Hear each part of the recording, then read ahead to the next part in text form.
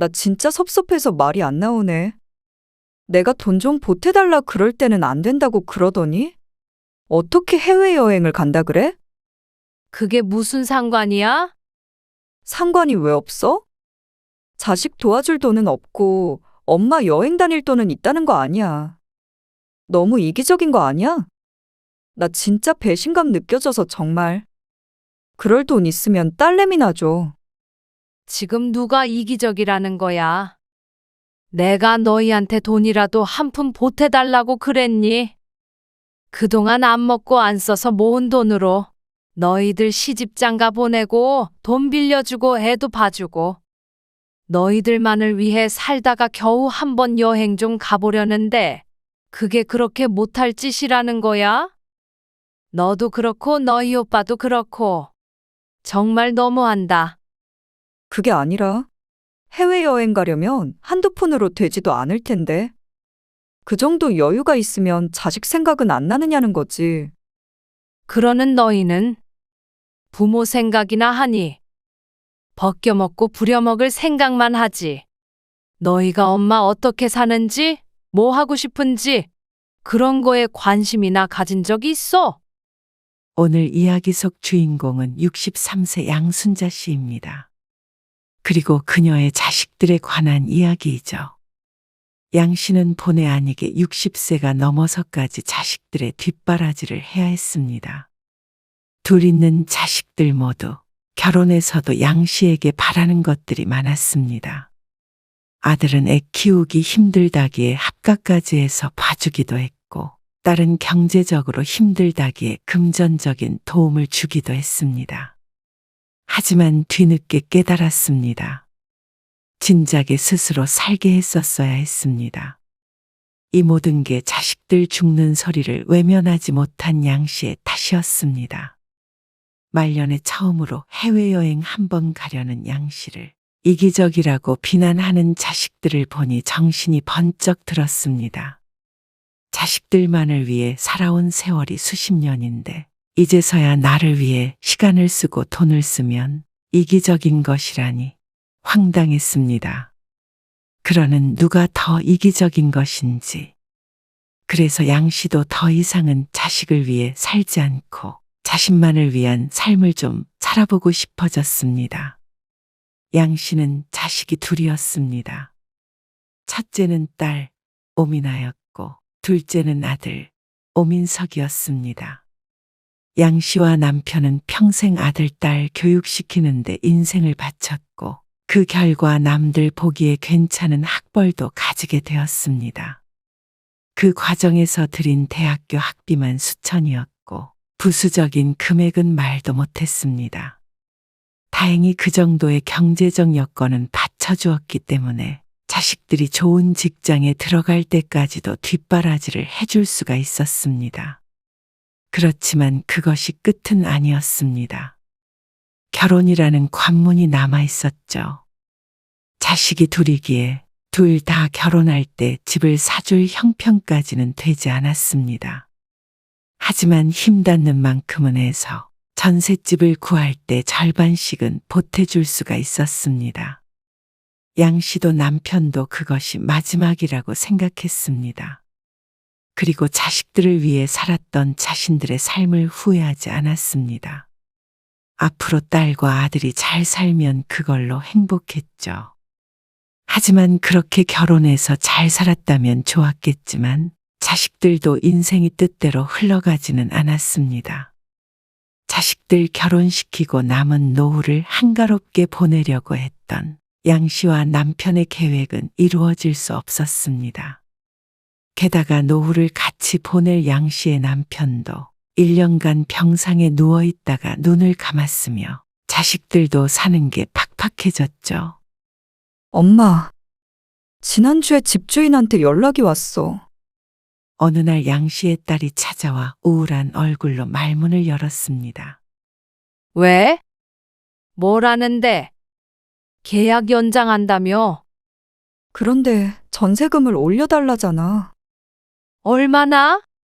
3천만 원. 그렇게나 많이? 딸은 한숨을 푹 내쉬었고 양 씨도 따라서 어이고 하며 침음했습니다. 너무한 거 아니야? 갑자기 그렇게 큰 목돈을 마련하라고. 그런데 함께 걱정해주고 있던 양 씨에게 딸이 조심스럽게 말했습니다. 엄마는 빌려줄 돈 없어? 뭐? 돈을 빌려달라고? 양 씨의 눈이 크게 키워졌습니다. 힘든 상황은 알겠지만 그동안 모아둔 돈이 하나도 없나 싶었습니다. 양 씨의 시선을 느꼈는지 딸이 구구절절한 변명을 했습니다. 김서방이 지금 투자도 하고 있고 그래서 돈이 좀 묶여 있어. 그러면서 양 씨에게 얼마나 융통해 줄 수 있는지 물었습니다. 하지만 양 씨도 그렇게 경제적으로 부유한 상황도 아니었습니다. 엄마도 그렇게 여유롭지가 않으니까. 처음엔 양 씨도 딸에게 힘들다는 기색을 내비쳤습니다. 엄마, 좀 도와줘. 하지만 계속해서 죽는 소리를 하며 흐느끼는 딸을 보고는 마음을 돌릴 수밖에 없었죠. 엄마도 다는 힘들고 1,000만 원 정도는 마련해 볼게. 그 말에 딸은 잠시 실망하더니 그거라도 좋다며 고개를 끄덕였습니다. 양 씨도 주에 몇 시간씩 일은 하고 있었지만 앞으로 들어올 수입이 큰 것이 아니었기 때문에 돈을 막 쓸 수는 없었습니다. 조금씩이라도 갚을게. 그래, 그렇게 해. 하지만 갚는다는 딸의 말은 지켜지지 않았습니다. 그리고 아들은 딸과 같은 이유는 아니었지만 역시나 양 씨를 곤란하게 했습니다. 선우 엄마가 일하면서 애까지 돌보려니까 너무 힘들어해요. 그러면 너도 같이 좀 도와야지. 당연히 그렇게는 하죠. 그래도 그게 한계가 있잖아요. 회사가 끝나는 시간이 있으니까. 항상 눈치도 보이고요. 그래서 어떻게 해야 되는 거야? 바라는 것이 있는 듯한 말에 양 씨가 단도직입적으로 묻자 아들이 대답했습니다. 엄마가 저녁 때 몇 시간만이라도 애 좀 봐주세요. 어린이집에서도 너무 늦게까지는 못 봐준다고 그러니까요. 항상 퇴근하고 가보면 저희 애밖에 안 남아 있어요. 그건 양 씨도 알고 있었습니다. 그래서 안타까워하긴 했지만 아들 집과는 양 씨 집이 그리 가깝지는 않았습니다. 대중교통을 타고 가면 3, 40분이 걸리는데 늘 오가기에는 애매한 거리였습니다. 그리고 양 씨도 일주일에 2~3번씩은 일을 하고 있었기 때문에 오후 시간을 빼기도 힘들었죠. 사정 설명을 하자 아들이 잠시 고민을 하더니 말했습니다. 그러면 저희가 많이는 아니지만 어느 정도 드릴 수 있어요.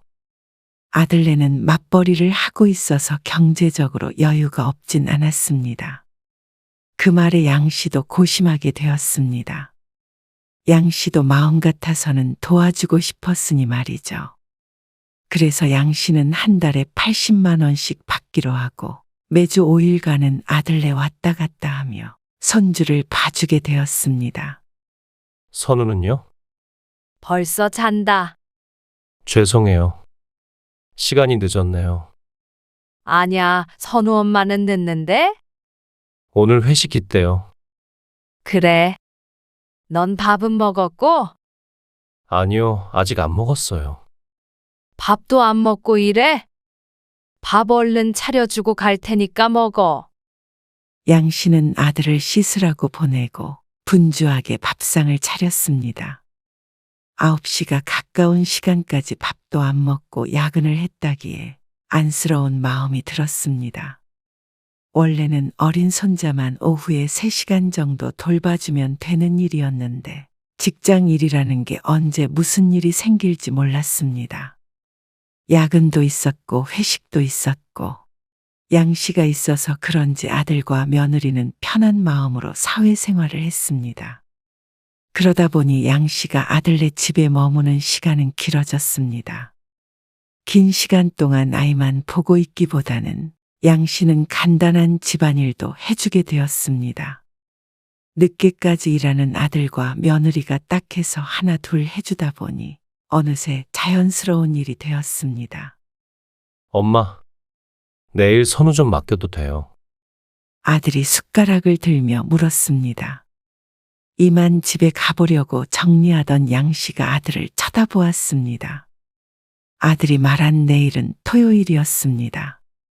주말에는 양 씨가 쉬는 날이었는데 가끔 이렇게 아들네가 손주를 맡기기도 했습니다. 왜, 무슨 일 있어? 선우 엄마랑 어디 좀 갈 데가 있어서요. 그래, 알았어. 그럼 내일 오후에 데려다 놓을게요. 양 씨는 알았다고 고개를 끄덕이며 집을 나섰습니다. 중간에 버스를 한 번 갈아타야 했는데 이미 시간이 많이 늦어 서둘러 나와야 했습니다. 내일 아들이 며느리와 데이트라도 할 모양이었습니다. 아무래도 아이가 아직 어려 아들 내외가 둘이서만 보내는 시간이 적었으니 양 씨도 얼마든지 이해했습니다. 그리고 그렇게 출퇴근을 하며 손주를 봐준 지 1년 정도 되었을 때 아들이 새로운 제안을 하게 되었습니다.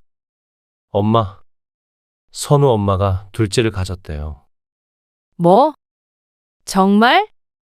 안 그래도 요즘에 퇴근해서 오면 유독 피곤해 보였던 며느리였습니다. 어디가 아픈가 걱정했지만 임신을 했다는 며느리. 양 씨가 축하의 말을 건네자 아들은 양 씨에게 물었습니다. 그래서 말인데요.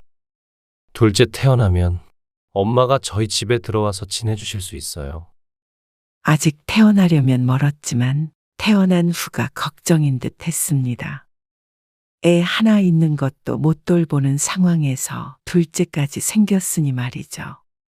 하지만 여태까지는 왔다 갔다 출퇴근을 했기 때문에 힘들어도 양씨 본인만의 쉬는 시간이 있었습니다. 집에 가면 쉴 수 있었고 오전과 점심시간에도 개인적인 일을 할 수 있었습니다. 그런데 이제 들어가서 살다 보면 아들 며느리와 부딪힐 일도 있을 것이고 무엇라든 제약이 있을 수밖에 없었습니다. 그리고 살던 집을 두고 합가하는 건 양 씨가 원하는 바가 아니었죠. 그렇다고 합가까지 하는 건 좀 부담스럽네. 서로 불편하기도 할 거고. 그건 어쩔 수가 없겠죠. 계속 같이 사는 건 그럴 것 같고, 둘째 어느 정도 클 때까지만요. 한 2년 정도 같이 사는 건 괜찮잖아요. 그리고 주말에 집으로 가셔도 되고요. 그건 엄마가 원하는 대로 하세요. 아주 집 정리하고 오시는 거 아니면 부담감이 덜하지 않아요. 아들이 난처해 하는 양 씨를 설득했습니다. 어쨌거나 둘째를 낳으면 양 씨 도움 없이 육아를 하긴 힘든 상황이었습니다. 안사도는 더 먼 지방에 살기 때문에 도움을 바랄 수가 없었고 말이죠. 따지고 보면 지금이랑 별로 상황이 다르지도 않아요. 그냥 잠을 저희 집에서 주무시는 것뿐이죠. 물론 아들의 말처럼 2년간만이라고 해도 합가해서 사는 것과 따로 사는 게 같을 수는 없었습니다. 양 씨도 그건 알고 있었지만 아들네 사정이 어쩔 수가 없기 때문에 자신이 조금 불편하더라도 2년만 감수하자 생각했습니다. 그래서 또다시 아들의 부탁을 들어주게 되었습니다. 그나마 정해진 기한이 있었기 때문에 수락할 수 있었죠. 며느리가 출산한 뒤로는 양 씨가 아들네 집에 짐을 싸들고 들어갔습니다. 그리고 며느리는 출산한 지 반년이 채 지나지 않아서 회사로 돌아갔습니다. 양 씨가 함께 산 이후로는 하는 일은 2배, 아니 3배도 더 되었습니다. 그리고 아들과 며느리는 더 편해졌죠. 둘은 주중에도 가끔 퇴근하고 둘이서 데이트도 하고 오고 꼭 신혼부부처럼 지냈습니다. 사이가 좋은 부부를 보니 기분이 좋기도 했지만 양 씨도 사람이기 때문에 가끔은 그런 생활이 숨이 막힐 때가 있었죠. 금요일 아침에 아들이 출근하기 전에 양 씨가 붙잡고 물었습니다. 오늘 저녁엔 엄마 친구 만나기로 한 거 기억나지? 그러니까 어디 가지 말고 들어와야 해. 알겠지? 그러자 아들이 곤란한 기색을 보였습니다. 오늘이요? 아, 왜? 저희 모임 있어서 오늘 일찍 못 와요. 정말? 안 돼. 약속 잡아놨단 말이야. 정말 오랜만에 친구를 만나는 약속이었습니다. 그리고 며칠 전부터 양 씨가 아들 며느리에게 야근을 하는지 아니면 회식이라도 있는지 여러 번 물어보았습니다. 그리고 약속이 있으니 이번 주 금요일엔 외출을 하겠다고도 누누이 이야기를 해둔 상태였습니다. 그런데 당일 아침이 되어서야 모임이 있다는 아들의 말에 양 씨의 가슴이 답답해졌습니다. 그저께도 말했는데 왜 말이 없다가 이제 와서 그래? 어제 잡혔어요. 급하게 잡히긴 했지만 중요한 모임이라 빠질 수는 없어요.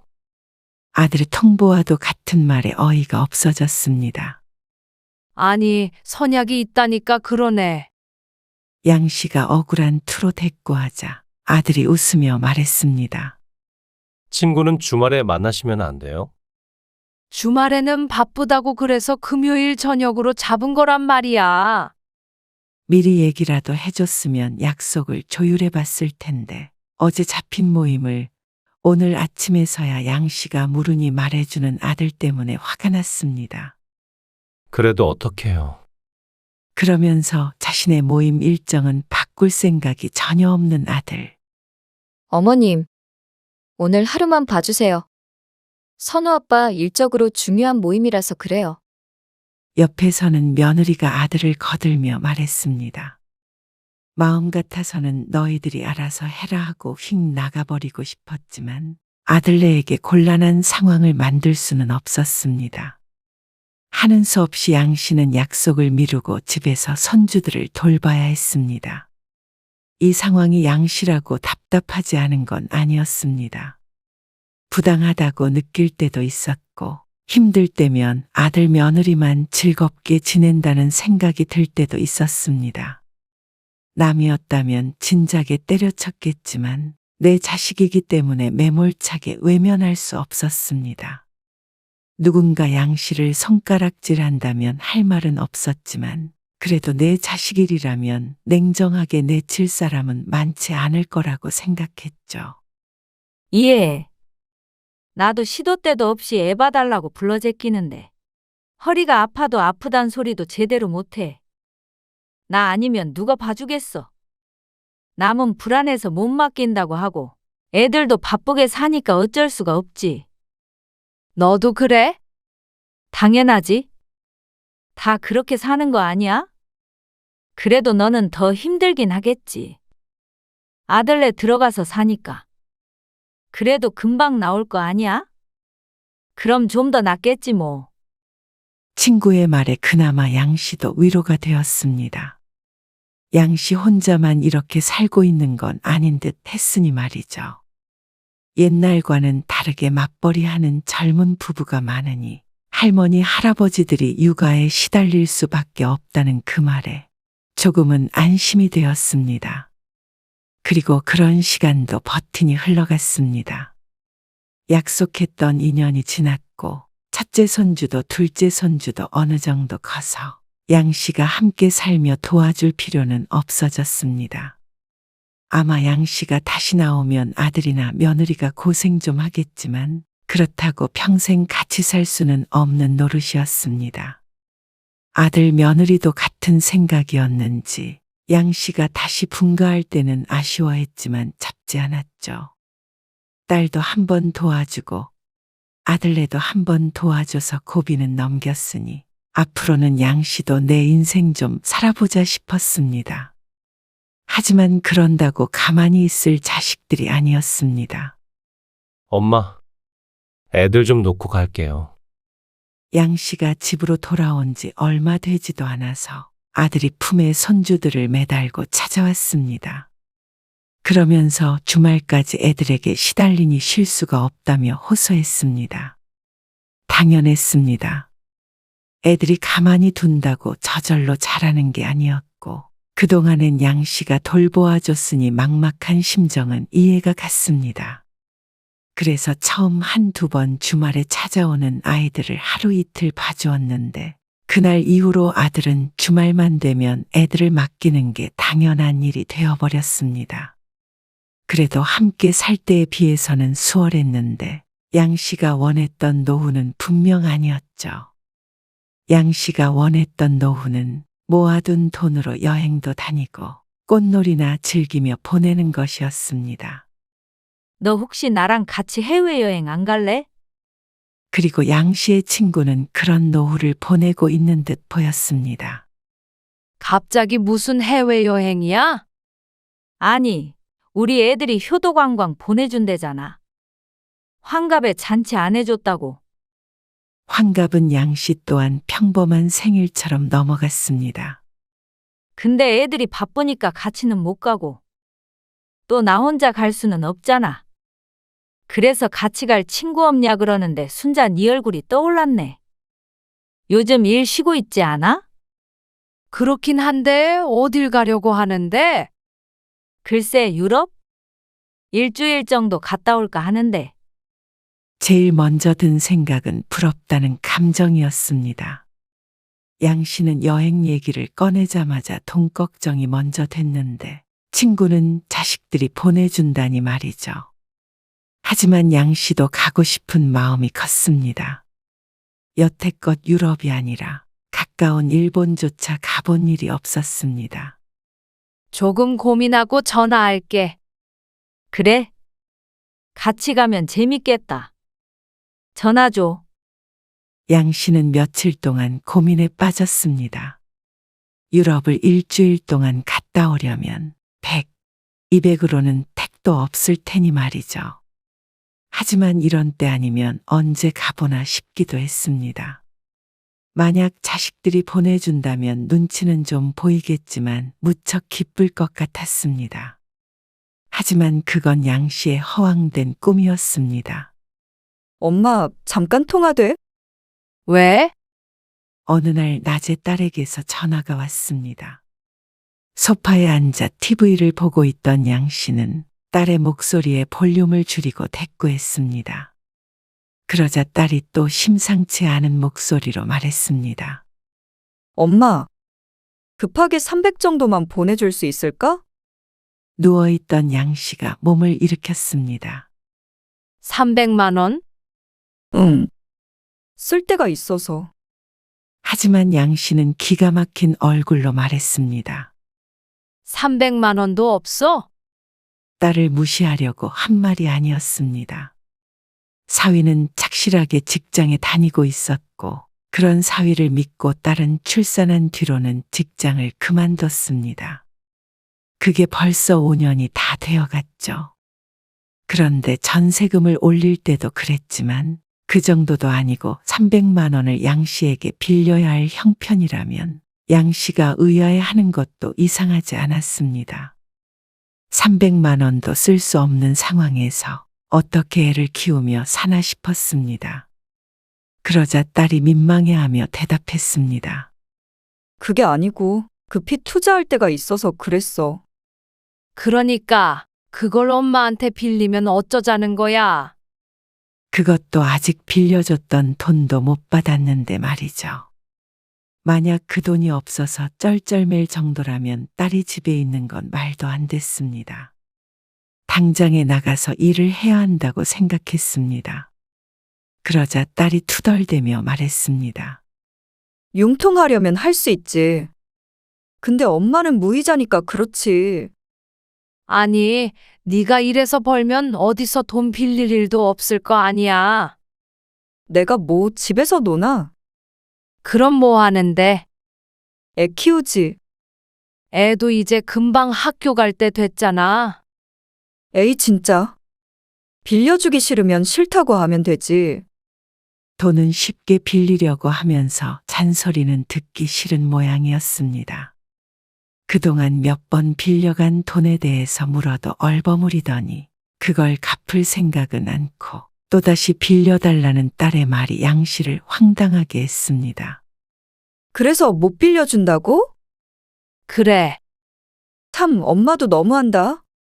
오빠가 애들 봐달라고 할 때는 집에까지 들어가서 봐주더니 내 부탁은 그렇게 잘라버리고 너도 차라리 일한다고 애를 맡겼다면 봐줬지. 그리고 네 오빠는 돈 주면서 봐달라고 했어. 딸은 끝까지 구시렁거리며 전화를 끊었습니다. 잠시나마 자식들이 해외여행을 보내주길 바랐던 것이 부끄러울 지경이었습니다. 그런 효도여행 같은 건 바라지도 않으니 다들 알아서 잘 살았으면 했습니다. 그러면 양 씨도 고민 없이 여행도 가고 할 테니 말이죠. 이대로는 양 씨도 우울증에라도 걸릴 것 같았습니다. 언제까지 이렇게 자식들에게 얽매여 살아야 하는지 몰랐습니다. 그래서 다소 충동적으로 휴대폰을 들어서 친구에게 전화를 걸었습니다. 나야. 해외여행 언제 간다고? 갈 거야? 그래, 나도 갈래. 너무 좋다. 같이 스케줄 짜보자. 친구는 무척 기뻐했고 양 씨도 일단 내지르기는 했지만 간다고 생각을 하니 설레는 마음이 들었습니다. 앞으로 언제 기회가 있을지 모르는데 더 늦기 전에 경험해보고 싶었습니다. 그런데 그렇게 결심한 지 얼마 안 되었을 때 아들에게서 전화가 왔습니다. 엄마, 애들 어린이집 방학 일정 나왔어요. 열흘 정도더라고요. 그때 저희 집 와주실 수 있어요. 그런데 날짜를 듣자 하필이면 양 씨의 여행 날짜와 겹쳤습니다.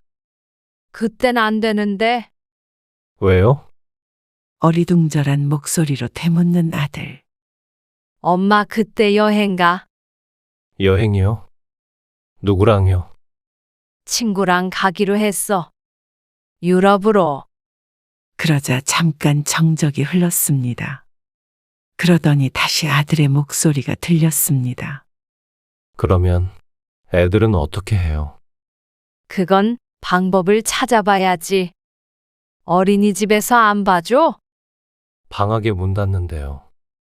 그러면 너희 회사를 어떻게 쉴 수 없는 거야? 회사가 쉬고 싶다고 그렇게 길게 쉴 수가 있겠어요? 갑자기 무슨 여행을 가세요? 그것도 해외를. 아들이 돈을 보태주겠다고 하길 기대하지도 않았지만 그렇다고 이렇게까지 탐탁치 않은 반응을 보일 줄은 몰랐습니다. 꼭 그때 가셔야 하는 거예요? 그게 무슨 말이야? 아니, 여행 날짜는 바꿀 수 있잖아요. 그러면 다음에 가셔도 되잖아요. 손주들을 봐주기 위해서 당연히 양 씨의 일정을 조정해야 한다고 말하는 아들 때문에 양 씨는 어이가 없었습니다. 그리고 가봤자 고생만 하시지. 무슨 여행을 그렇게 멀리까지 가세요? 여태 해외여행 한번 못 해보고 살았는데 아들은 그런 양 씨의 마음은 전혀 헤아리지 않은 채 자신의 상황만 중요해 보였습니다. 그냥 애들 방학 끝나고 가세요. 그리고 그런 아들에게 양 씨는 무척 서운했습니다. 그동안 수고했으니 잘 다녀와라 하는 말 한마디 안 해주는 아들에게 말이죠. 그러면 그런 줄 알겠다고 아들은 전화를 끊어버렸습니다. 양 씨의 대답조차 듣지 않았습니다. 어쩜 자식들이 하나같이 이럴 수가 있나 싶었습니다.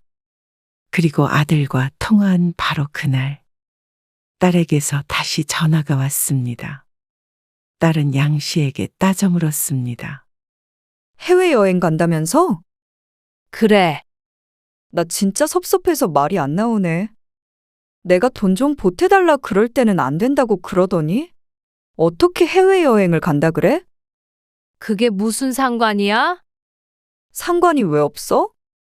자식 도와줄 돈은 없고 엄마 여행 다닐 돈은 있다는 거 아니야. 너무 이기적인 거 아니야? 이기적이라는 말에 기가 막혔습니다. 나 진짜 배신감 느껴져서 정말. 그럴 돈 있으면 딸내미나 줘. 이게 과연 내 자식이 할 말이 맞는지 허탈했습니다. 친구는 자식들이 돈 모아서 유럽 여행을 보내준다는데 양 씨는 자신의 돈으로 간다고 해도 자식들이 이렇게 달려드니 어떻게 된 일인지 기가 막혔죠. 지금 누가 이기적이라는 거야? 내가 너희한테 돈이라도 한 푼 보태달라고 그랬니? 그동안 안 먹고 안 써서 모은 돈으로 너희들 시집장가 보내고 돈 빌려주고 애도 봐주고 너희들만을 위해 살다가 겨우 한 번 여행 좀 가보려는데 그게 그렇게 못할 짓이라는 거야? 너도 그렇고 너희 오빠도 그렇고 정말 너무한다. 그게 아니라 해외여행 가려면 한두 푼으로 되지도 않을 텐데. 그 정도 여유가 있으면 자식 생각은 안 나느냐는 거지.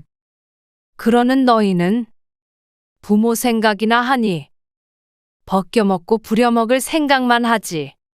너희가 엄마 어떻게 사는지, 뭐 하고 싶은지 그런 거에 관심이나 가진 적이 있어? 그러자 딸은 대답이 없었습니다. 여행 보내주는 건 바라지도 않는다. 나도 내 삶 살고 싶으니까 방해만 하지 말아라. 그리고 그 1,000만 원은 여행 가기 전에 갚아줘. 그래야 여행도 맘 편히 하겠다.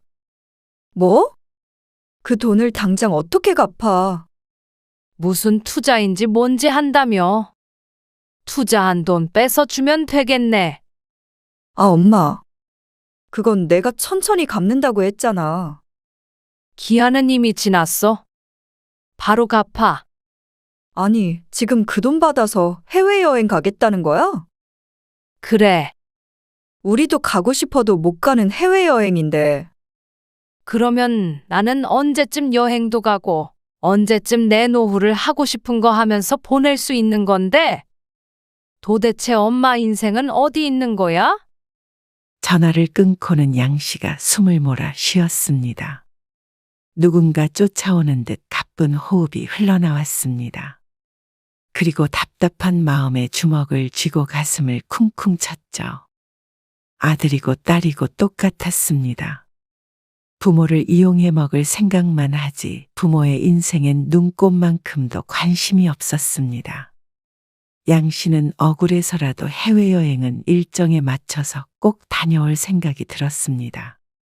손주들 돌봐주는 것이야. 사람을 쓰든 아들 내외가 휴가를 쓰든 남들이 하는 방법으로 알아서 하겠거니 생각했습니다. 그리고 양 씨는 사위에게 연락해서 1,000만 원을 돌려받았습니다. 딸에게서 전화가 빗발쳤지만 받지 않았습니다. 그리고 아들이 애들 좀 봐달라고 또 연락을 해도 받지 않았습니다. 전화를 받아봤자 죽는 소리만 하니 말이죠. 아들도 그런 양 씨를 보며 이기적이라며 메시지를 보냈습니다. 자식을 도와주지도 않는 나쁜 부모라고 했습니다. 전에는 그런 말을 들으면 세상이 무너졌겠지만 이제는 신경 쓰고 싶지도 않았습니다. 아들, 딸 힘들지 않게 해주고 싶어서 고생하며 살았던 양 씨를 그 누구도 알아주지 않았습니다. 말년에 양 씨를 챙겨줄 남편은 이미 떠나고 없으니 스스로 알아서 챙겨야겠다 싶었습니다. 보아하니 자식들이 하나같이 양 씨의 노후를 돌봐줄 것 같지 않았습니다. 이제는 딸이 손을 벌려도 아들이 손주들을 봐달라고 해도 이젠 절대 들어주지 않기로 다짐 또 다짐했습니다. 그런 자신을 이기적이라고 해도 별 수 없었고 스스로가 이기적이라고 생각하지 않았습니다. 그동안 자식들을 위해 헌신해온 양 씨를 그 누구도 부정할 수 없을 테니 말이죠. 양 씨는 친구와 함께 유럽행 비행기표를 끊었습니다. 그리고 친구의 딸들의 도움을 받아서 호텔도 예약했습니다. 양 씨는 설레는 마음을 안고 여행 책자도 사고 유럽에 대해서 공부도 했습니다. 진작에 자식들 인생은 알아서 살라고 하고 이렇게 노후를 보냈어야 했습니다.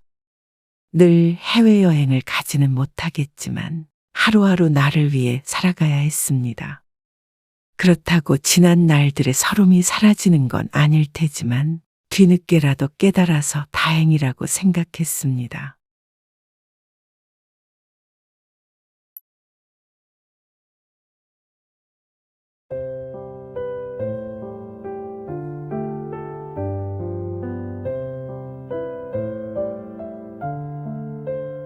아, 어머니만 닭다리가 없구나. 아, 우리 엄마 닭다리 별로 안 좋아하는데. 날개를 더 좋아하지 않으시나? 그게 아니면 퍽퍽한 살 드시잖아요? 닭다리 싫어하는 사람도 있어? 아, 그래요? 그럼 민지 거 엄마 드릴까요? 됐다. 애한테 준 걸 어떻게 뺏어? 설마 닭다리 하나 가지고 삐지신 건 아니죠? 다음엔 제가 안 먹고 엄마 드릴게요. 그래요. 어머니, A 닭다리는 왜 2개씩밖에 안 달려 있는 거야? 참나? 너희 입만 입이야? 꼭 맛있는 거 있으면 너희만 먹고 닭다리 하나도 안 남겨주더라 너희들은? 그게 다리 2개 달린 닭 탓이야? 에이, 저희가 언제요? 지난번에 블루베리도 너희끼리 홀랑 먹어버리고 부침개를 해놔도 요리한 사람은 한 번 먹어보란 소리도 안 하고 너희만 먹고 들어가 버렸잖아.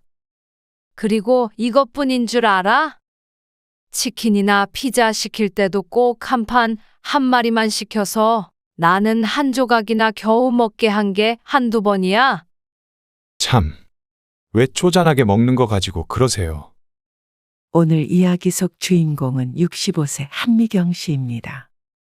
그리고 그녀의 아들과 며느리에 관한 이야기이죠. 한 씨는 아들네 가족과 합가에 살면서 큰일 없이 잘 맞춰갈 수 있었습니다. 하지만 그렇다고 해서 전혀 서운한 일이 없다고는 할 수 없었죠.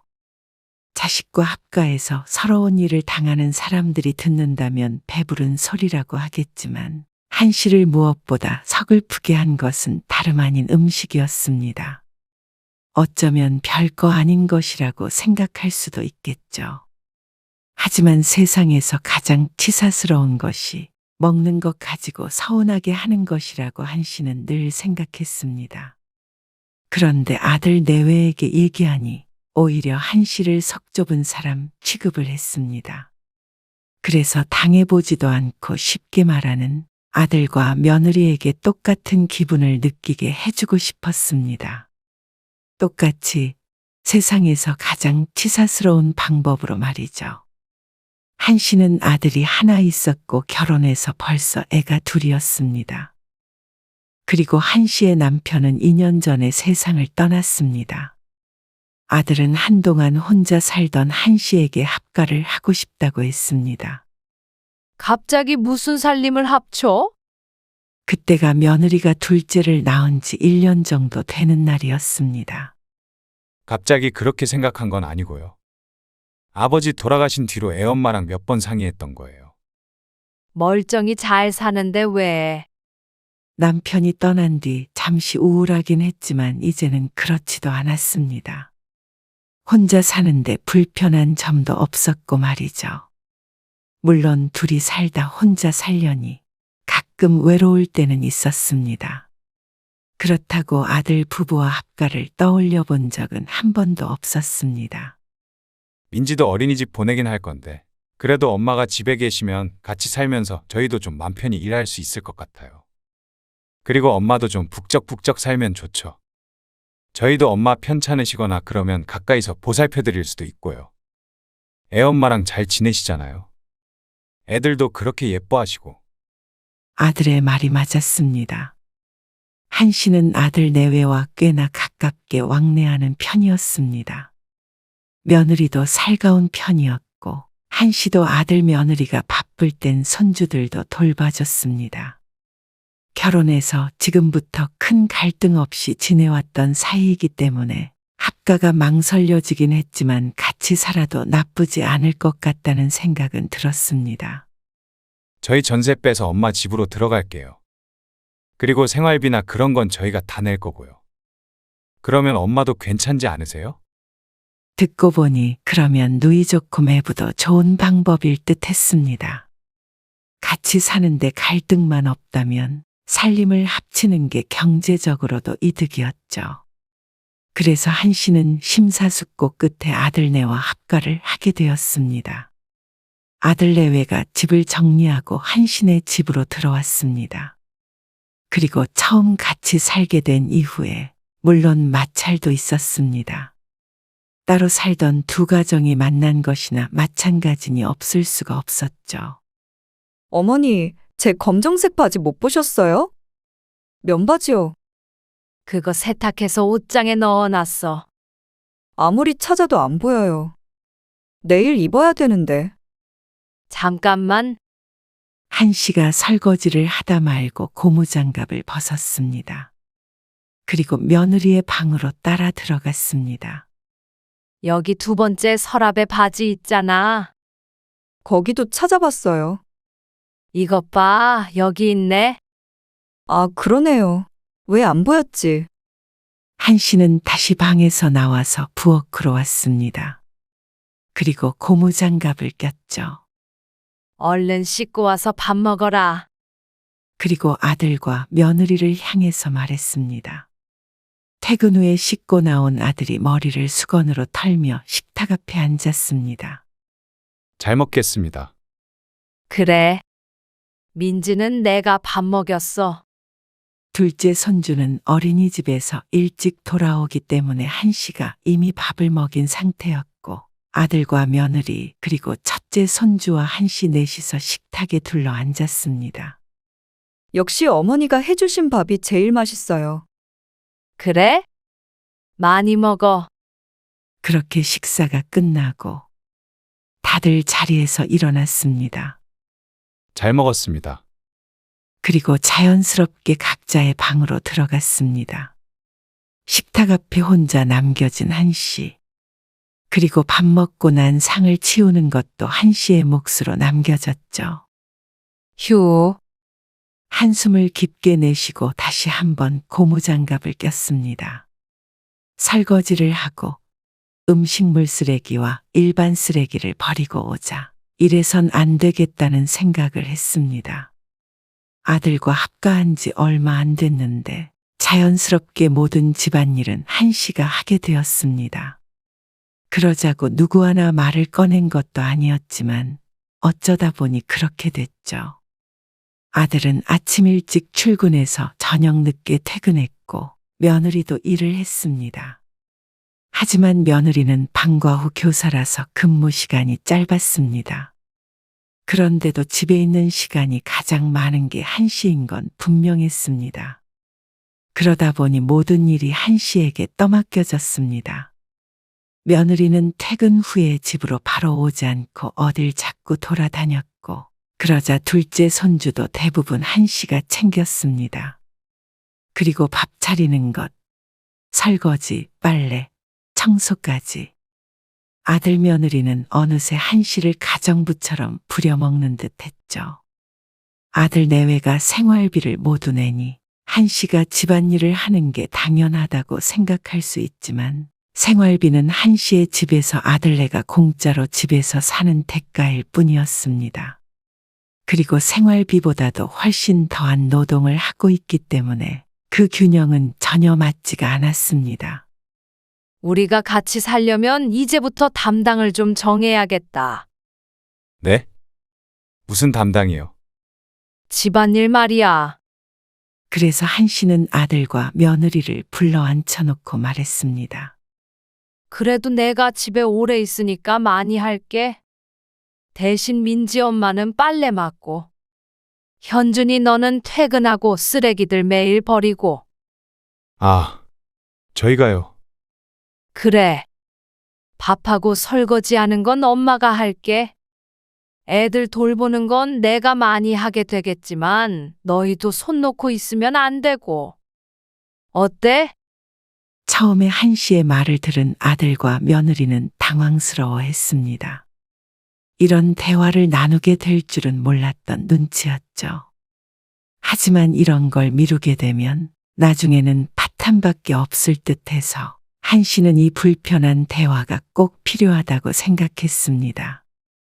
근데 사람이 살다 보면 또 바쁘면 못할 수도 있으니까. 무조건 누가 꼭 뭘 하느냐 정하는 건 아니고 서로서로 도우며 살자는 거야. 그렇게 할게요.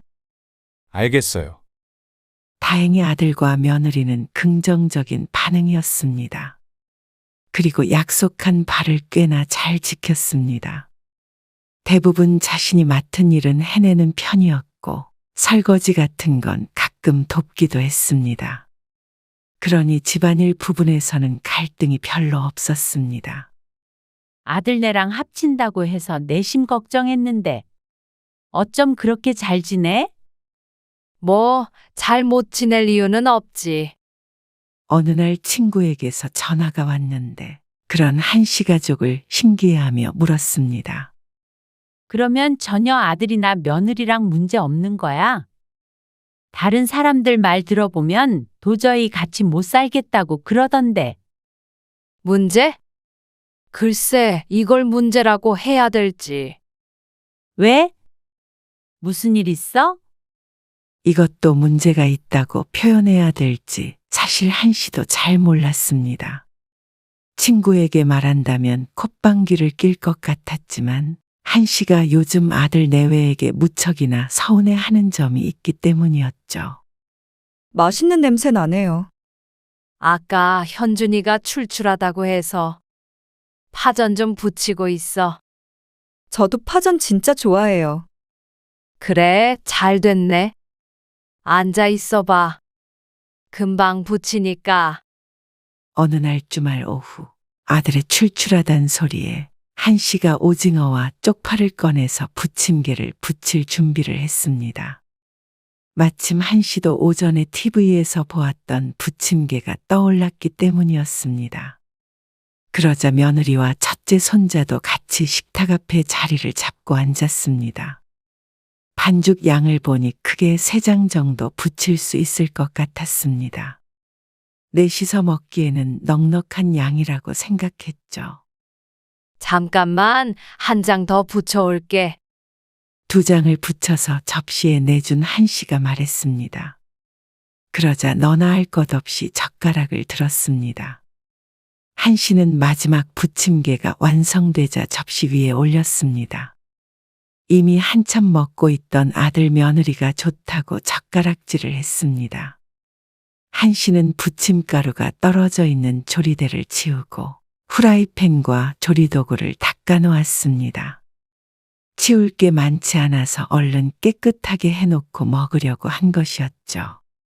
그렇게 5분 정도 뒷정리를 하고 식탁으로 돌아온 한씨는 접시를 보고 놀랐습니다.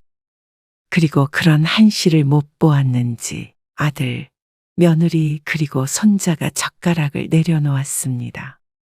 아, 잘 먹었다. 역시 우리 엄마 요리 솜씨. 그러게. 오랜만에 먹으니까 맛있네. 아들과 며느리는 부침개가 너무 맛있다며 칭찬했습니다. 그리고 의자에서 일어났죠. 잘 먹었습니다. 그리고 각자 자기가 먹은 젓가락은 싱크대에 넣고 돌아섰는데 중요한 건 접시 위에 먹을 게 남아있지 않았다는 것이었습니다. 젓가락으로 찢어 먹다 남은 조각이 참 볼품없이 놓여 있었는데 한 입거리도 안 돼 보였습니다. 혹시나 함께 먹을 줄 몰랐나 싶었지만 식탁 위에 한씨의 젓가락도 놓여 있었으니 그것은 아닐 듯 했습니다. 한씨는 가장 먼저 붙여놓은 이미 식어버린 부침개 조각을 입에 넣었습니다. 더운 날에 기름 냄새 맡으면서 열심히 부쳤는데 어쩜 같이 먹을 생각도 안 하고 저들끼리 먹어치워버리는지 한 입에 텅 비어버린 접시를 보니 허탈한 마음이 들었습니다. 그 접시를 싱크대에 넣고 설거지를 하는데 너무나도 서러웠습니다. 왜 너희들끼리만 먹느냐? 나도 부침개 먹으려고 넉넉히 한 거다. 내 몫은 남기지도 않냐 하고 따져 묻고 싶은 마음도 있었지만 머릿속으로 떠올리고도 참 쪼잔해 보여 차마 말하지 못하고 속으로만 삭혔습니다. 차라리 다른 큰일이었다면 왜 나를 서운하게 하냐 할 텐데 말이죠. 그런데 며칠 뒤였습니다. 어머니, 저 박스는 뭐예요? 며느리가 식탁 위에 올려져 있는 작은 상자를 가리키며 물었습니다. 아, 이거? 낮에 택배 받은 거야. 택배요? 그래. 내 친구가 블루베리 농사를 짓는데 그거 한 상자를 보내줬네. 정말요? 블루베리 그 정도 양이면 비싸겠네요. 그것도 그렇고 완전히 유기농이라 귀한 거야. 그러자 며느리가 다가와서 상자를 열어보았습니다. 정말 마트에서 파는 거랑 달라 보여요. 냉장고에 넣어 놓을 테니까 너희도 먹어. 애들도 좋아하겠어요. 그러게 맛있을 것 같아. 다음 날 한씨는 블루베리를 보내준 친구에게 보답하는 의미로 홍삼 세트를 사서 택배로 보내주었습니다. 그리고 이틀 뒤 오전에 한번 맛 좀 보자 싶어서 냉장고를 열어보았는데 감쪽같이 사라져 있는 블루베리. 이게 어디 있지? 분명히 여기다 넣어 놓은 것 같은데. 한씨가 고개를 갸우뚱하며 중얼거렸습니다. 그리고 김치 냉장고와 냉장고를 번갈아 열어가며 뒤져보았죠. 10분 넘게 찾아도 보이지 않자 외출한 며느리에게 전화를 걸어보았습니다. 아직 출근한 시간이 아니었기 때문에 며느리는 금방 전화를 받았습니다. 그저께 받았던 그 블루베리 있잖아. 그거 냉장고에 넣어 놨었는데 어디다가 꺼내놨니? 그러자 며느리가 어리둥절한 투로 대답했습니다. 블루베리요? 그거 다 먹었죠. 그 대답에 한씨는 깜짝 놀랐습니다. 큰 상자는 아니었지만 이틀 만에 다 먹을 양도 아니었습니다. 한씨는 한 입도 못 먹은 상태니 더더욱 나머지 식구들이 다 먹어버렸다는 게 의아했습니다. 그걸 다 먹었다고? 그날 밤에 애 아빠랑 맥주 마시다가 안주로 먹었고요. 어제 애들도 씻어줬고요. 그리고 이어지는 며느리의 말에 한씨는 어처구니 없는 웃음을 흘렸습니다. 남은 건 많이 남았길래 아까 싸와서 점심 모임에 만난 사람들하고 같이 나눠 먹었어요. 뒷말은 며느리도 어쩐지 민망하다는 듯이 내뱉었습니다. 그렇다고 하나도 안 남기고 다 가져가. 한씨도 어이가 없어서 툭 뱉은 말에 며느리가 대답했습니다. 아, 안 드시길래. 어머니는 안 좋아하시는 줄 알고요. 맛있겠다고 얘기했잖아. 물어보지도 않고 그걸 홀랑 가져갔어. 귀한 거라고 했잖아. 마트에서 좀 사갈까요? 그 말이 아니잖아. 꼭 한씨가 블루베리 먹고 싶어서 때를 쓰는 사람이 되어버린 듯 했습니다. 너희끼리 먹으면서 내 생각은 안 났니? 그러자 며느리가 당황했습니다. 좀 드신 줄 알았어요. 자꾸만 먹는 걸로 이런 기분을 느끼고 싶지 않았습니다. 그리고 먹은 줄 알고 그랬다는데 여기서 더 따져봤자 한심한 좀스러운 사람이 되고 말 듯했죠. 알았어. 그래서 한씨는 며느리와 전화를 끊었습니다. 그리고 그날 저녁 친구에게 전화를 받고는 식은 땀을 삐질 흘려야 했습니다. 블루베리 어때? 진짜 맛있지? 맛있더라. 달지 않아? 남편은 좀 시다는데. 아, 시다고? 나는 달고 맛있었어. 그렇지? 괜히 보내준 친구에게 미안해서 맛있었다고 둘러대느라 혼났습니다. 그리고 한씨는 쏙 빼놓고 자식들이 먹었다고 하기에도 무언가 부끄러운 마음이 들었습니다. 다음에 또 보내준다고 하니 그때나 먹어야겠다고 생각하고 전화를 끊었습니다. 따지고 보면 별일도 아니었습니다. 한씨도 섭섭한 마음과는 별개로 그건 알고 있었습니다. 그래서 아들이나 며느리에게 그날 이후로 블루베리에 관해선 한마디도 하지 않았습니다. 하지만 그래서인지 아들이나 며느리는 한씨가 음식 때문에 마음이 상할 거라는 생각을 전혀 하지 않는 것 같았습니다. 블루베리 사건이 있고 얼마 되지 않아서 한씨는 닭 때문에 마음에 상처를 입게 됐습니다. 오늘 말복이니깐 저녁엔 백숙 먹자. 아침에 출근하는 아들에게 한씨가 말했습니다. 좋죠. 저 오늘 일찍 끝나니까 퇴근하면서 닭이랑 백숙 재료 사올게요. 그래. 닭은 2마리는 사야 해. 알겠어요. 막내까지 식구가 5이니 1마리는 조금 부족했습니다. 넉넉하게 먹자 싶어서 2마리를 사오라고 했습니다. 그리고 그날 오후에 며느리가 일찍 퇴근해서 왔고 한씨가 며느리가 사온 재료로 요리를 했습니다. 아들이 퇴근할 때쯤 맞춰서 바로 먹을 수 있게끔 준비했습니다. 우와, 맛있겠다. 한씨가 푹 삶아진 닭을 쟁반에 꺼내서 식탁 위에 놓자 손주가 침이라도 흘릴 듯이 중얼거렸습니다. 부드럽게 잘 삶아진 뽀얀 닭에선 김이 풀풀 올라오고 있었습니다. 막내 손녀까지 함께 백숙을 먹이려고 어린이집에서 돌아온 뒤에도 아직 저녁을 먹이지 않았고 식탁 옆에 유아용 의자를 붙여 앉혔습니다. 잠깐만. 김치 썰어 오는 걸 깜빡했네. 상을 차리고 먹기 전에 한씨가 잠시 자리에서 일어났습니다. 그리고 김치 냉장고에서 새 김치를 꺼내서 썰어왔죠. 그리고 한씨도 이제 먹어볼까 싶었는데 닭 2마리가 전부 다리가 없는 상태였습니다. 한씨가 식구들 앞에 놓인 접시를 천천히 훑었습니다. 아들, 며느리, 초등학생 손자, 그리고 2돌이 안 된 어린 손녀의 식판 위에도 큼직한 닭다리가 하나씩 올려져 있었습니다. 자, 이제 먹자.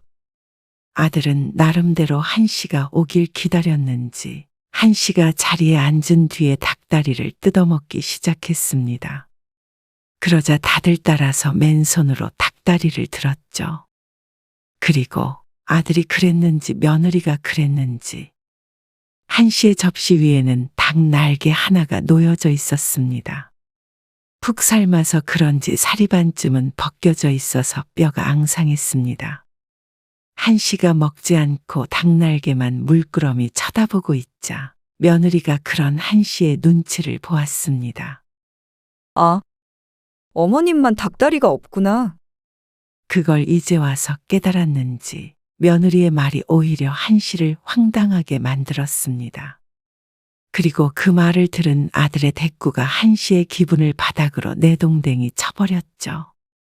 아, 우리 엄마 닭다리 별로 안 좋아하는데. 날개를 더 좋아하지 않으시나? 그게 아니면 퍽퍽한 살 드시잖아요? 그전에는 다리를 먹든 날개를 먹든 가슴살을 먹든 한씨는 크게 신경 쓰지 않았습니다. 그런데 요새 먹는 걸로 서운함을 느끼게 되니 여태 우리가 이렇게 지냈구나 하고 새삼 깨달아가고 있었습니다. 아들의 어처구니 없는 말에 한씨는 의아했습니다. 한씨는 날개도 좋아했지만 닭다리는 더 좋아했습니다. 대부분 그렇듯이 한씨도 퍽퍽한 살보다 부드러운 살을 선호했죠. 옛날에 아들과 함께 살 때도 퍽퍽한 살을 좋아한 적은 한 번도 없었습니다. 어째서 자신이 닭다리를 싫어한다고 생각했는지 몰랐습니다. 닭다리 싫어하는 사람도 있어? 아, 그래요? 민지 거 엄마 드릴까요? 아들이 엉거주춤 일어나 막내 손녀가 손에 쥐고 있는 닭다리를 가져오려 했습니다. 됐다. 애 먹으라고 준 걸 어떻게 뺏어? 이미 기분은 상했습니다. 한씨가 무뚝뚝하게 대답하자 아들 며느리도 한씨의 눈치를 보며 입을 다물었습니다. 그리고 차라리 그렇게 아무 말 않고 있었다면 중간이라도 갔을 텐데 아들은 다시 웃으며 한씨에게 말을 걸었습니다. 설마 닭다리 하나 가지고 삐지신 건 아니죠? 다음엔 제가 안 먹고 엄마 드릴게요. 그래요, 어머니. 에이, 닭다리는 왜 2개씩밖에 안 달려 있는 거야? 이 상황에 그걸 농담이랍시고 하는 며느리도 얄미웠습니다.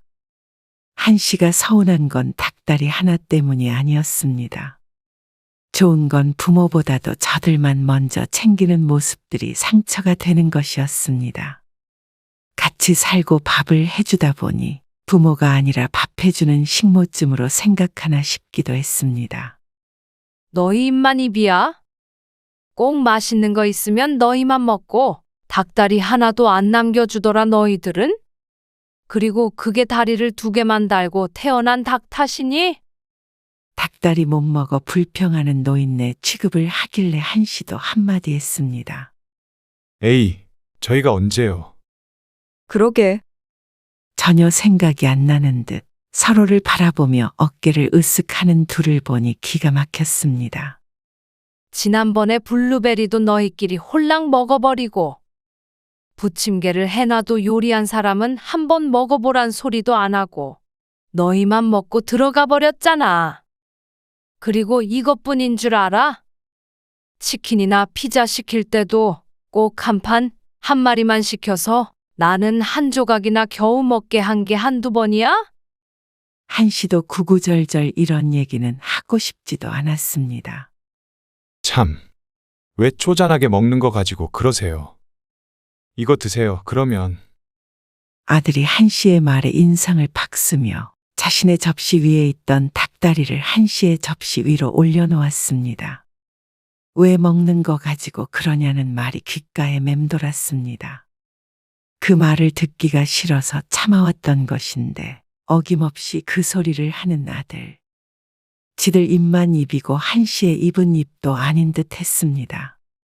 먼저 챙기는 건 아니더라도 적어도 똑같이 나눠 먹기라도 했다면 이렇게 서운하지도 않았을 것입니다. 별거 아닌 그 일을 아들이 한 번이라도 당해봤으면 저렇게 말하지 못했을 것입니다.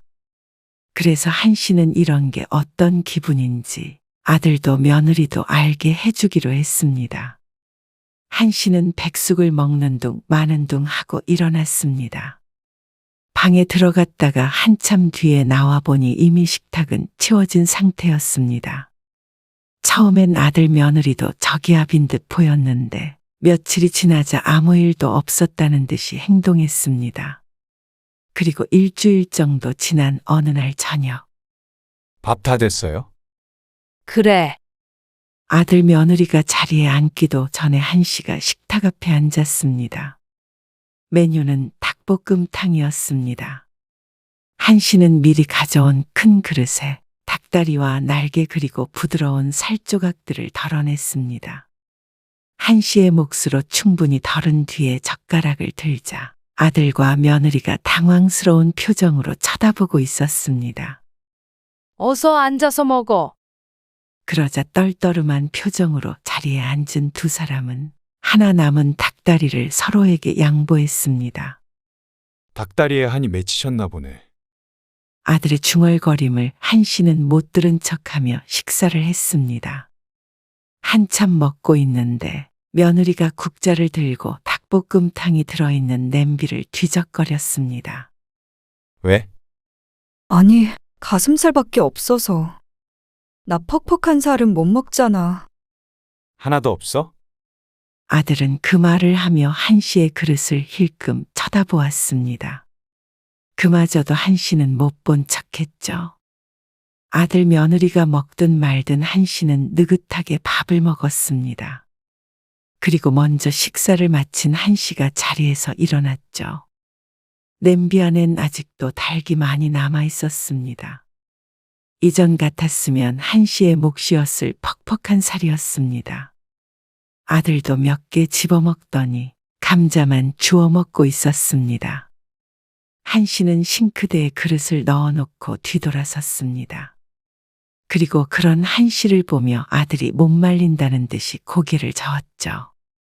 그리고 주말이 되었을 때 TV에서 연예인이 나와서 감자전을 해먹는 프로그램을 보다가 한시가 몸을 일으켰습니다. 마침 집에 감자도 있었기에 만들어 먹어볼까 싶었죠. 강판에 감자를 갈고 노릇노릇하게 익히자 맛있는 냄새가 진동을 했습니다. 감자전이에요? 아들이 참 좋아하는 메뉴였습니다. 맛있겠네요. 며느리도 어슬렁어슬렁 부엌으로 왔습니다. 한시는 적당한 크기로 딱 한 장만 붙여서 접시에 옮겨 담았습니다. 그리고는 접시를 들고 소파로 가서 TV를 보면서 혼자 감자전을 집어먹었습니다. 그러자 같이 먹으려고 식탁에 앉았던 아들과 며느리가 어안이 벙벙해져 한씨를 쳐다보았습니다. 그거밖에 없어요? 아들이 묻자 한씨가 심드렁하게 대꾸했습니다. 이거만 했는데 먹고 싶으면 너희가 해서 먹어. 그리고 그 뒤로도 이렇게 차려서 한씨만 혼자 먹고 치워버리니까 아들 며느리도 한씨의 의도를 눈치챌 수밖에 없었습니다. 아, 제발 그러지 마시고 다 같이 먹어요. 그래요, 어머님. 그러지 마시고요. 오늘 저녁에 제가 낙지 사올게요. 같이 낙지볶음 해 먹어요. 그거는 맛있는 부위도 따로 없어요. 한씨의 마음이 이미 꼬여버려서 그런지 그 말도 어쩐지 곱게 들리지가 않았습니다. 그리고 저녁에 며느리에게서 낙지가 든 검정 봉지를 받아들었습니다. 오랜만에 다 같이 둘러 앉아서 낙지볶음을 먹으려는데 아들이 자연스럽게 먼저 집게를 들었죠. 덜어줄까? 그러고선 당연하다는 듯이 며느리를 향해 물었습니다. 제 버릇이 어딜 가질 않은 모양이었습니다. 그래서 그걸 본 한씨가 아들의 손에 들려있던 집게를 가져왔습니다. 그리고는 먼저 자신의 접시에 낙지를 덜었습니다. 2번 큼직하게 덜자 맞은편에 앉아있던 아들이 말했습니다. 낙지가 많지가 않은데. 네, 어머니. 2마리라서. 며느리의 말에 한씨가 대꾸했습니다. 먹을 사람이 셋이면 앞으로는 3마리 사오던가 해. 그러고는 접시에 담긴 낙지를 먹었습니다. 어쩔 수 없이 아들과 며느리는 나머지 음식을 가지고 나눠 먹어야 했습니다. 아들이 한숨을 쉬었습니다. 기분 어때? 무슨 기분이요? 너희가 나한테 하던 거 그대로 했는데 기분 좋지 않지? 그러자 아들이 고개를 숙였습니다. 먹을 거 가지고 쪼잔하다고 그랬나? 아니면 좀스럽다고 그랬나?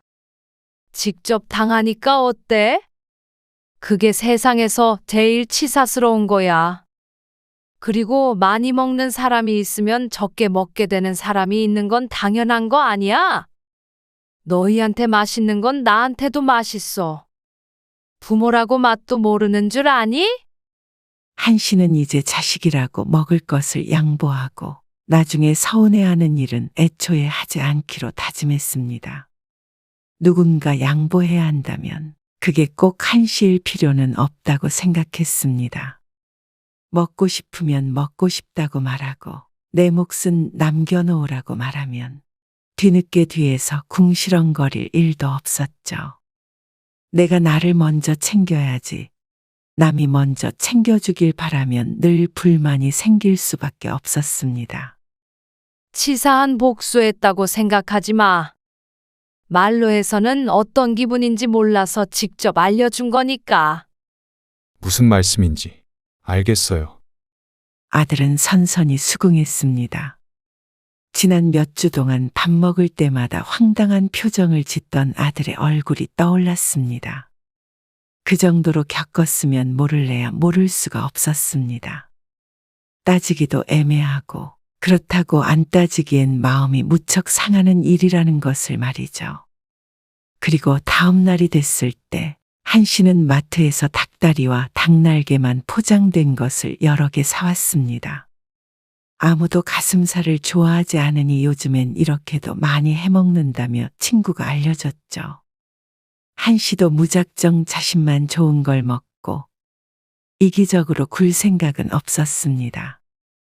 어쨌거나 앞으로 계속 함께 살아야 하는 가족이었습니다. 그리고 내 자식 입으로 들어가는 게 아까운 부모는 없었으니 말이죠. 다만 서로 서운하지 않게 맞춰가면 되지 않을까 생각했습니다.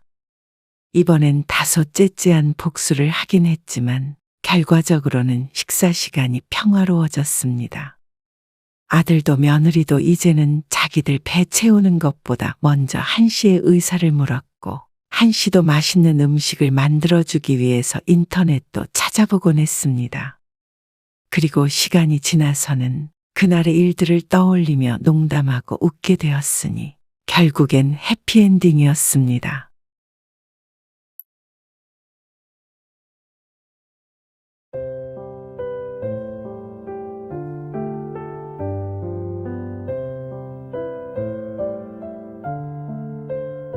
그냥 그 집에서 살게 해주시면 되잖아요. 그 집에서 그렇게 살고 싶으면 시세대로 사. 안 그래도 다음 세입자 구하고 있는데 그 전에 사.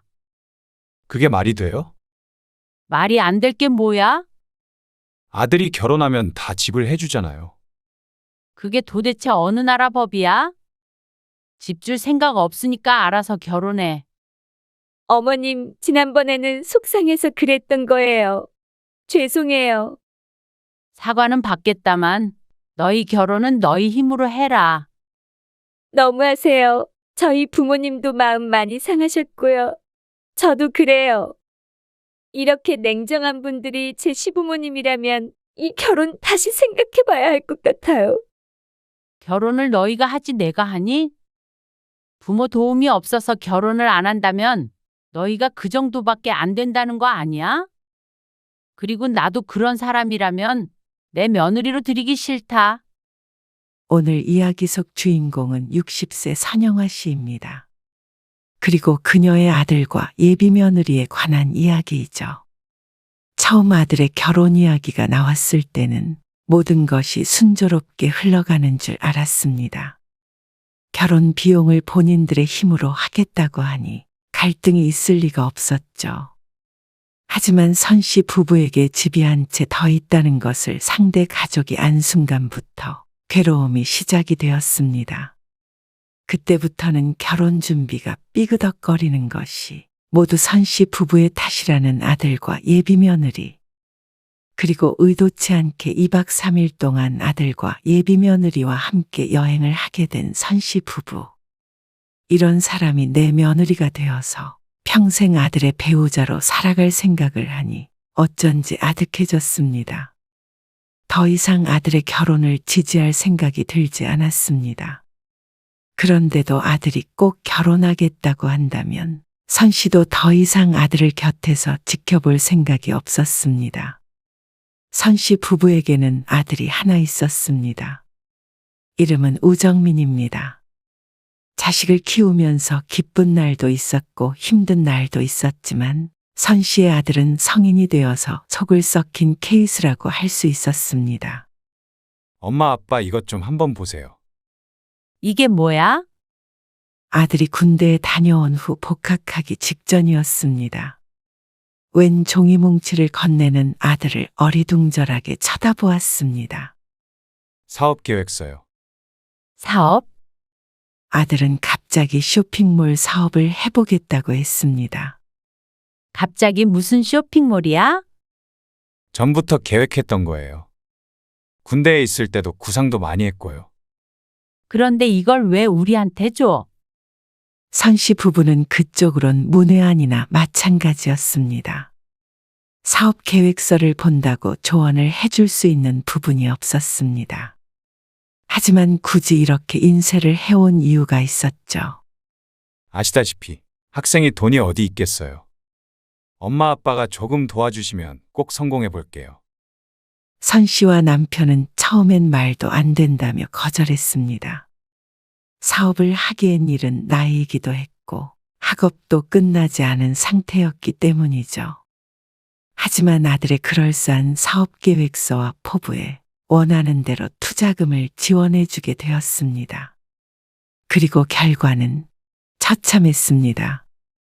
대학을 휴학한 상태로 운영하던 쇼핑몰은 반년도 안 돼서 망해버렸죠. 시작은 의욕에 차서 하더니 생각처럼 운영이 되지 않았는지 어느새부턴가 처음의 열정은 사라졌습니다. 투자금이 들어갔기 때문에 가끔씩 물어보아도 아들은 얼버무리고 말았는데 사업을 접었을 땐 투자했던 돈은 한 푼도 남아있지 않았습니다. 그래서 그 부담은 고스란히 선 씨 부부에게로 돌아왔죠. 투자했던 돈은 어떻게 갚을 거야? 네? 갚다니요. 망했는데 제가 어떻게 갚아요? 아들은 손만 털고 끝이었습니다. 책임감이라고는 눈꼽만큼도 없었습니다. 부모가 뼈 빠지게 번 돈을 가지고 가벼운 마음으로 사업을 했으니 세상이 험난한 것을 전혀 몰랐죠. 아들은 다시 대학에 복학해서 절실함이라고는 없이 그냥저냥 살아갔습니다. 안일하게 인생을 살아가는 아들이 답답할 수밖에 없었습니다. 선씨 부부가 젊었을 적에는 남들보다 열심히 일했고 정말 악착같이 살았습니다. 그러다 보니 지금에 와서는 경제적인 안정이 온 것이고 말이죠. 선씨 부부는 그날 이후로 아들을 독립시켜서 대학교 학비 외에는 일절 지원해 주지 않았습니다. 방세나 생활비는 아르바이트를 해서 스스로 벌게끔 했죠. 생활고 앞에는 아들도 어쩔 수 없었습니다. 처음엔 안 되겠다고 버티더니 학비까지 안 내주겠다고 하자 울며 겨자 먹기로 그렇게 지내게 되었습니다.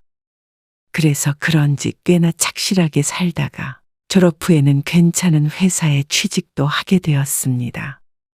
치열하게 살다 보니 딴 데 정신을 팔 시간도 없었습니다. 그리고 그건 취업을 한 뒤에도 마찬가지였습니다. 일이 바쁘다 보니 본이든 아니든 성실하게 살게 되었습니다. 그러다 보니 선씨 부부도 이제 아들이 결혼만 하면 끝이겠다 싶었습니다. 그리고 아들이 결혼하면 선씨도 마음 놓고 말년에 여행이나 다니면서 남편과 노후를 보낼 생각을 내심하게 되었습니다. 그 시기는 아들이 33이 되었을 때 찾아왔습니다. 여자친구가 29살이라고? 네. 평범한 직장 다니고요. 아들과는 4살 차이가 난다는 예비 며느리. 아들에 비해서 조금 어리다고는 생각했지만 아들은 꼭 내년 초에 결혼을 하고 싶다고 말했습니다. 그러면서 결혼하면 그 비용은 둘의 힘으로 마련하겠다고 했죠. 아들이 드디어 정신을 차렸나 싶었습니다. 결혼 비용을 달라고 하려나 싶었는데 자신들이 알아서 한다니 말이죠. 그간 선씨 부부가 노력한 보람이 있다고 생각했습니다. 그리고 아들이 그렇게 말한 데에는 이유가 있었습니다. 여자친구의 부모님이 결혼 비용을 보태줄 여력이 안 된다는 것이었습니다. 그러니 그쪽에서도 양가 도움 없이 결혼하는 것이 마음이 편한 모양이었죠. 그건 선씨 부부도 적극 찬성했습니다. 그래도 아들이 결혼한다는데 전혀 안 보태줄 생각은 아니었지만 그렇게 하겠다는 마음가짐이 기특했습니다. 그래서 결혼 준비는 순조롭게 흘러가는 줄 알았죠. 하지만 어느 날 아들이 선씨의 집에 찾아와서 말했습니다. 엄마, 그 아파트 있잖아요. 아파트? 월세 받는 그 집이요. 아, 그 집? 그 집이 왜? 사실 선씨는 지금 살고 있는 아파트 외에도 집이 한 채 더 있었습니다. 이사하기 이전에 살던 집이었는데 팔지 않고 월세를 주고 있었습니다. 노후 자금이라고 생각하고 있는 집이었죠. 그런데 뜬금없이 그 아파트 얘기를 꺼내는 아들의 어쩐지 느낌이 좋지 않았는데 역시나 아들의 말이 선씨를 당황스럽게 만들었습니다. 거기를 신혼집으로 하면 어떨까요? 공교롭게도 몇 달 안에 계약 기간이 끝나서 집이 비게 되는데 그걸 어떻게 알고 물어보는지. 너희 힘으로 결혼하겠다며? 집을 달라고 그래? 남편이 아들에게 한마디 하자 아들이 풀이 죽어 대답했습니다. 알아보고는 있는데 집값이 너무 비싸서 둘이 합쳐도 집을 살 수가 없어요. 그럼 전세로 가면 되지. 양가 도움 없이 결혼하겠다던 아들이 갑자기 태도를 바꿔서 선씨를 설득했습니다. 아니, 때를 썼다고 봐야 맞겠죠. 집을 맡겨두기라도 한 듯이 달라는 아들에게 기가 막혔습니다. 요즘 젊은이들은 무엇이든 노력 없이 얻으려는 경향이 있었습니다. 전부 그렇진 않겠지만 선씨의 아들이 그렇다는 건 확실했습니다. 어쩐지 정신을 차렸다 싶었습니다. 예전의 아들을 생각하자면 어쩌면 몇 년 안에 집도 홀랑 날려먹을지도 몰랐습니다. 그건 안 돼. 다음 세입자 구할 거야. 월세가 들어와야 엄마 아빠도 생활을 하지. 그게 유일한 수입원은 아니기 때문에 월세가 들어오지 않아도 살 수 있었지만 아들에게는 그렇게 말했습니다. 선 씨의 거절에도 아들은 지칠 줄 모르고 매달렸습니다. 며칠 동안 사람을 들들 볶길래 예전 버릇이 나왔다 싶었습니다. 그래. 그 집에 들어가서 살아라. 정말요? 남편의 말에 선 씨도 놀라서 쳐다보았습니다. 대신에 보증금은 내고 살아. 네. 보증금을요? 아니, 그게 말이 돼요? 좋은 생각이네. 선 씨는 남편의 말이 기가 막힌 아이디어라고 생각했고 아들은 황당해했습니다. 어떻게 부모 자식 간에 보증금을 주고 받을 수 있느냐고 했죠. 너무 매정하신 거 아니에요? 하지만 남편도 그렇게 냉정한 뜻으로 한 말은 아니었습니다. 너희 집 구하려고 생각했던 예산이 있을 거 아니야. 그걸 보증금으로 주면 너희 계속 살다가 나중에 명예 넘겨줄게. 나중에 이사 나간다고 하면 보증금 돌려주고. 어차피 아들이 결혼할 때 어느 정도 보태줄 생각을 하고 있었습니다. 모아둔 돈을 주고 살다가 나중에 집을 넘겨주면 그게 아들 내외에겐 더 좋을 듯 했습니다. 어쨌거나 아들에게 큰 이득이 되는 것은 맞으니 말이죠. 무작정 공짜로 줘버리기에는 선 씨 부부의 노후 문제도 있었고 또한 아들에게 열심히 살라는 의미가 컸습니다. 모든 대가는 있어야 하는 법이라고 생각했기 때문입니다. 하지만 아들은 전혀 그렇게 생각하지 않았습니다. 그럼 이사 안 나가면 안 돌려주신다는 거예요? 그럼 그 돈 주고 그 집을 사는 거나 마찬가지잖아요? 그건 엄마 아빠가 너무하신 거예요. 뭐가 너무해? 너희 모아둔 돈으로 전세 구하기도 힘들다며. 근데 그거 주면 나중에 집을 준다는데 뭐가 너무하다는 거야. 세상에 공짜가 어디 있어? 부모 자식 간에는 있을 수 있죠. 아니, 너 도움 없이 결혼하겠다는 소리는 어디로 쏙 들어갔어? 그때랑 상황이 다르잖아요. 하지만 달라진 게 하나도 없었습니다. 집은 원래부터 있었고 아들의 말만 바뀌었을 뿐이었죠.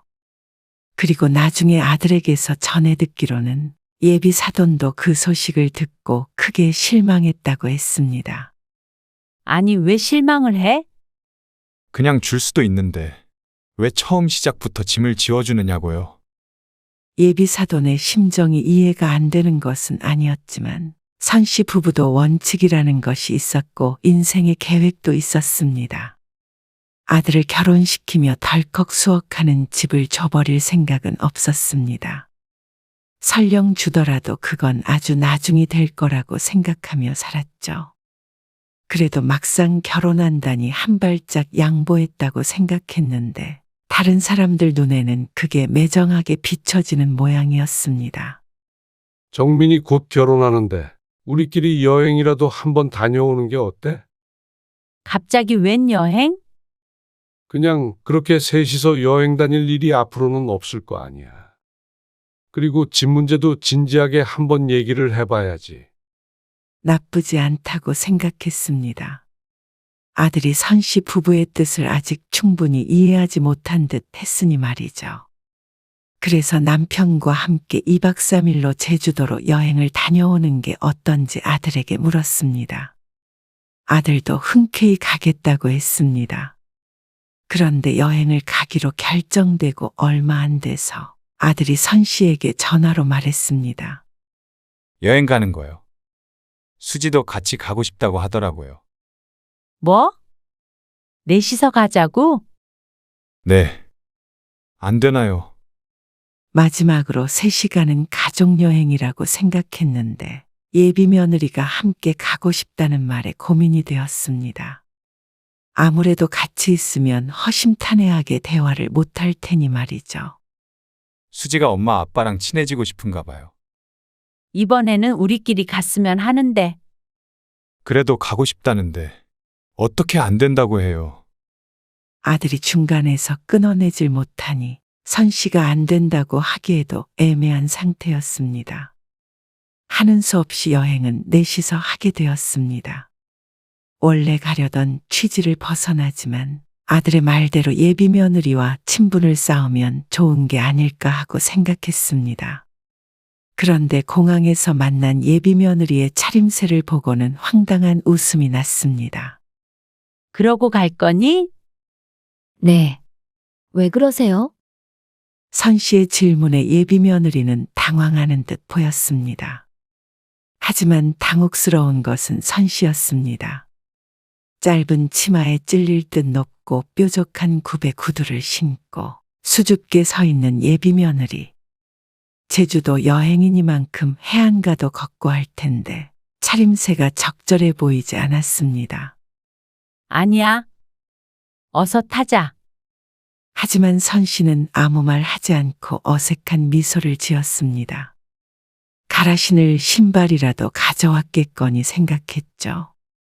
하지만 그게 아닌 모양인지 비행기에서 내려서 숙소에 짐을 푼 뒤에도 예비 며느리는 그 차림 그대로 밖을 돌아다녔습니다. 아, 언제까지 걸을 거야? 왜? 힘들어. 당연하지. 발 아파 죽겠어. 그럼 좀 쉴까? 이런 대화가 계속해서 이어졌습니다. 느긋하게 바닷가 보며 걷고 싶었던 선 씨는 자꾸만 뒤를 쳐다보게 되었습니다. 괜찮니? 수지가 발이 아픈가 본데요. 잠깐 어디 좀 들어갔다가 가죠. 선 씨가 근처에 카페가 있나 찾아보려는데 예비 며느리가 불퉁한 목소리로 말했습니다. 나 그냥 차에 가 있을게. 키 좀 줘.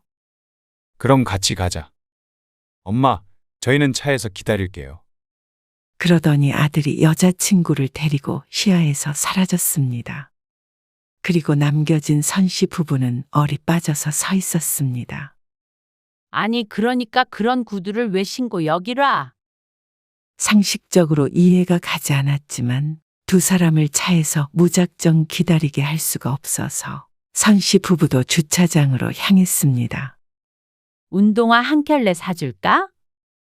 아, 아니에요. 편한 신발을 사준다고 해도 마다하고 발 아프다는 소리만 해댔습니다. 그리고 식당에서도 비슷한 상황이 계속됐습니다. 이건 먹어봐. 저 해산물 못 먹어요. 그래? 그럼 고기라도 먹어봐. 식당에 들어가서 뚱한 표정으로 깨작깨작 젓가락질을 하고 있는 예비 며느리가 신경 쓰여 이것저것 내밀었더니 다 고개를 저었습니다. 아, 수지는 소고기밖에 안 먹어요. 진작 말하지. 하필이면 돼지고기와 해산물을 파는 식당이었습니다. 이런 데인 줄은 몰랐네. 다른 데 갈까? 아니야. 다른 거 먹을게. 입맛이 까다로울 수는 있다고 치지만 싫은 티를 팍팍 내며 앉아있으니 선씨 부부만 좌불안석이었습니다. 그리고 아들은 그 수발을 드느라 바빠 보였습니다. 첫째 날은 엉망이었습니다. 만약 예비 며느리만 아니었다면 분명 단란한 여행이 되었을 것이었습니다. 예비 며느리가 소고기만 먹는다길래 소고기를 사와서 그릴에 구워 먹기 위해 불을 피웠습니다. 이것 좀 같이 손질해 줄래? 아들과 남편은 불을 피워 고기를 굽고 있었고 예비 며느리는 그 앞에 다소곳이 앉아 있었습니다.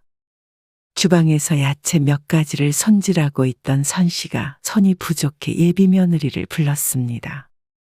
아, 저 이거 안 해봤는데. 양파 껍질을 벗기라고 했더니 머뭇거렸습니다. 그냥 양쪽 잘라서 껍질만 벗기면 돼. 안 네. 맡기고도 불안해서 바라보자 어설픈 칼질로 헛손질을 하고 있었습니다. 이리 줘. 내가 할게. 저기 앉아서 조금만 기다려. 선 씨는 다시 칼을 넘겨받았습니다. 여기 고기 좀 더 가져가. 그리고 예비 며느리의 손에 고기를 더 들려보냈죠. 야채들을 손질해서 나갔는데 아들과 예비 며느리가 보이지 않았습니다. 애들 어디 갔어? 글쎄, 아까 저기 건물 뒤로 가던데. 고기 다 구워졌으니까 오라고 그래. 남편의 말에 선 씨가 물 묻은 손을 옷에 문지르며 건물 뒤로 돌아갔습니다. 그런데 어째서인지 울음소리가 들렸죠. 어떻게 그러실 수가 있어? 그런 뜻으로 시키신 건 아닐 거야. 뭐? 내가 그렇게 느꼈다잖아. 그랬어. 미안. 왜 잘 못하는 걸 하라고 억지로 시키셔? 그리고 못한다니까 날 한심하게 쳐다보시잖아.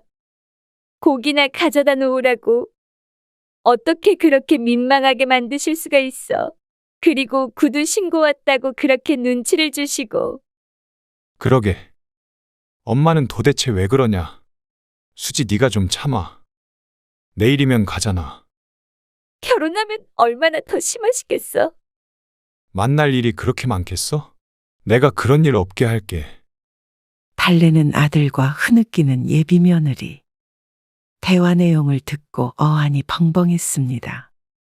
이게 무슨 상황인지 몰랐습니다. 다 같이 온 여행에서 양파 좀 까라고 했다고 울며 하소연하는 모습에 기가 찼죠. 집으로 불러 일을 시킨 것도 아니고 나와서 다 같이 음식 준비하는데 그 정도는 부탁할 수 있는 게 아닌가 싶었습니다. 그리고 잘 못하는 것 같기에 앉아있으라고 했고 말이죠. 또 말이야 다르고 다른 것인데 어쩜 저렇게 묘하게 이간질을 할 수 있나 싶었습니다. 그런데 그것보다도 결혼하면 만날 일이 거의 없으니 참으라는 아들의 말이 선 씨를 더 기분 나쁘게 했습니다. 선 씨는 아들을 부르지 않고 남편에게로 돌아왔습니다. 왜 혼자 와? 몰라. 안 보이네. 그때부터는 선 씨도 표정 관리가 힘들었습니다. 잠시 뒤에 아들과 예비 며느리도 돌아왔지만 빨간 눈으로 무표정하게 앉아 있었죠. 분위기가 이상해졌습니다. 그리고 선 씨는 예비 며느리를 이해할 수 없었습니다. 친해지겠다며 굳이 찾아와 놓고는 그런 노력은 하지도 않고 저렇게 이틀 동안 못마땅한 표정으로 있는 것인지 여행에 따라온 이유가 뭔지 궁금했습니다. 그리고 그 이유는 잠시 뒤에 알게 되었습니다. 아참. 그 집 얘기 말인데요. 마침 생각났다는 듯 아파트 얘기를 꺼내는 아들. 아들과 그 부분에 대해서 진솔한 대화를 나누고 싶어서 온 여행이었지만 이미 선 씨의 마음은 틀어진 상태였습니다. 이번 여행을 통해서 더 그러면 안 될 것 같다는 생각이 강하게 들었죠. 처음엔 아들이 못 믿어서 그랬지만 이제는 예비 며느리 때문에라도 그러면 안 되겠다 싶었습니다. 어차피 나중엔 제 이름으로 바꿔주신다면서요. 그러면 처음부터 그렇게 해주시면 되지 않아요? 그리고 저희가 모은 돈은 생활 미천으로 쓰도록 해주시고요. 어차피가 어디 있어? 애초에 부모 도움 없이 결혼한다고 했었고 집을 구하려면 써야 됐던 돈이 있을 거 아니야? 그것만 보증금으로 달라는데 그게 어렵냐? 뭐든 그렇게 쉽게 얻으려 해? 다른 사람도 아니고 부모잖아요. 하나밖에 없는 아들 결혼한다는데 그 정도는 해주시면 안 돼요? 그 정도? 그 집이 1, 2억도 아닌데. 그 정도는 그냥 줘야 된다는 거야? 부모니까. 선 씨 부부가 끝까지 반대하자 아들은 대화가 안 통한다는 듯 한숨을 쉬었습니다. 그리고 예비 며느리의 표정도 무척 안 좋아 보였습니다. 그리고 다음 날 아침이 되었을 때 신랑이 하는 소리에 선 씨는 잠에서 깼습니다. 지금 이렇게 간다고? 이따가 같이 가야지. 됐어. 나 택시 타고 공항 갈게. 그럼 나는 오든지 말든지 알아서 해. 수지야.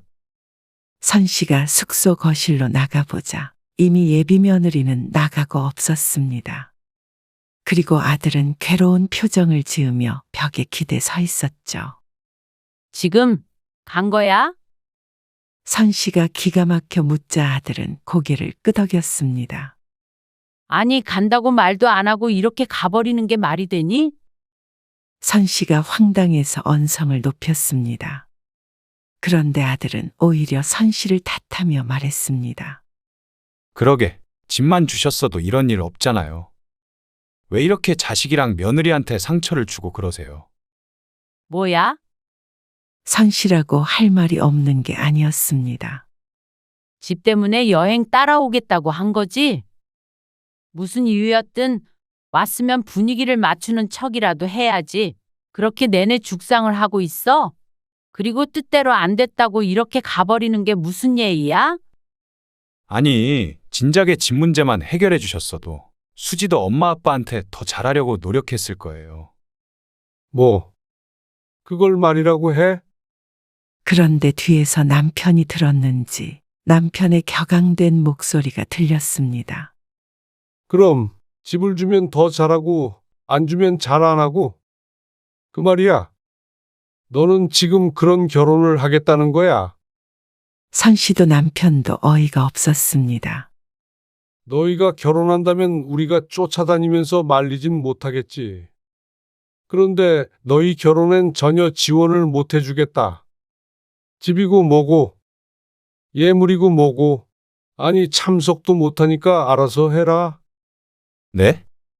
아빠, 그게 무슨 말씀이세요? 그런 말을 듣고도 너희 결혼을 축복해 줄 줄 알았어? 선 씨 부부도 짐을 챙겨서 숙소를 나와버렸습니다. 그리고 아들을 남겨둔 채로 비행기를 타고 집으로 돌아갔죠. 그런 놈은 결혼을 하든지 말든지 알아서 하라 그래. 나쁜 놈이야. 그 집도 얼른 다음 세입자 구해버려. 알았어. 선 씨는 그 길로 바로 부동산에 연락해서 아파트를 월세로 내놨습니다. 그리고 얼마 안 있어서 아들에게서 전화가 왔습니다. 무슨 일이야? 선 씨가 퉁명스럽게 전화를 받자 아들이 낮은 목소리로 대답했습니다. 보증금 드릴게요. 그 말에 선 씨는 코웃음을 지었습니다. 이제 와서 그게 무슨 소용이야? 다 필요 없다고 말했잖니? 아무리 그래도 어떻게 그렇게 빨리 마음을 바꾸세요? 말을 바꾼 건 너희 아니야? 그냥 그 집에서 살게 해주시면 되잖아요. 그 집에서 그렇게 살고 싶으면 시세대로 사. 안 그래도 다음 세입자 구하고 있는데 그 전에 사. 그게 말이 돼요? 말이 안 될 게 뭐야? 아들이 결혼하면 다 집을 해주잖아요. 그게 도대체 어느 나라 법이야? 그럴 생각 없으니까 알아서 결혼해. 선 씨는 그 말을 끝으로 전화를 끊어버렸습니다. 그러고도 마음이 좋지 않았는데 그런 선 씨에게 예비 며느리도 전화를 걸어서 사과했죠. 너무 속상해서 그랬던 거예요. 그렇게 돌아와 버려서 죄송해요. 참 그렇게 가버리면서도 이럴 줄 몰랐다는 게 신기했습니다. 얼마나 선 씨 부부를 물러봤으면 그랬을지 어이가 없었죠. 사과는 받겠다만 너희 결혼은 너희 힘으로 해라. 그러자 예비 며느리가 흐느끼며 말했습니다.